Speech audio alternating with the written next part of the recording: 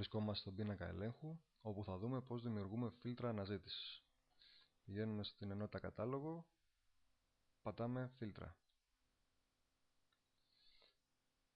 Εμείς θέλουμε να δημιουργήσουμε ένα καινούριο φίλτρο, οπότε πηγαίνουμε δεξιά και πατάμε το κουμπάκι δημιουργία.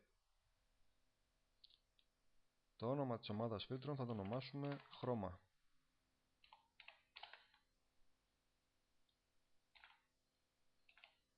Και θα προσθέσουμε τα χρώματα.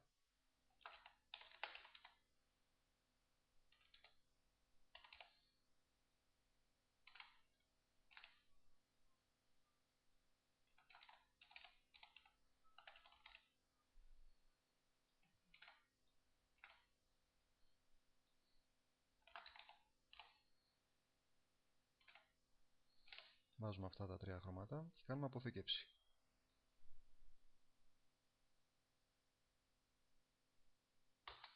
Εφόσον έχει αποθηκευτεί το φίλτρο μας,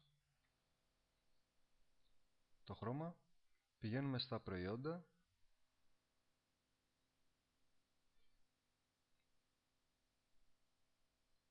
επιλέγουμε το προϊόν, πηγαίνουμε στους συνδέσμους και βάζουμε ένα φίλτρο όπως έχει τώρα κυβικά έως 400 και χρώμα,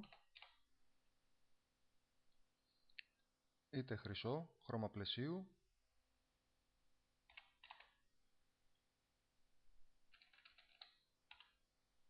είτε κόκκινο που είναι το χρώμα της μηχανής.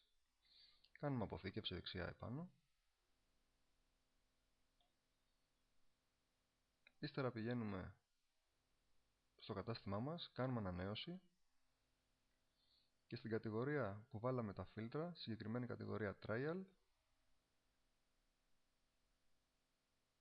μας εμφανίζονται αριστερά κατά αυτόν τον τρόπο. Επιλέγουμε όποιο φίλτρο θέλουμε και μας οδηγεί στα ανάλογα προϊόντα που έχουμε τοποθετήσει μέσα τα φίλτρα αυτά.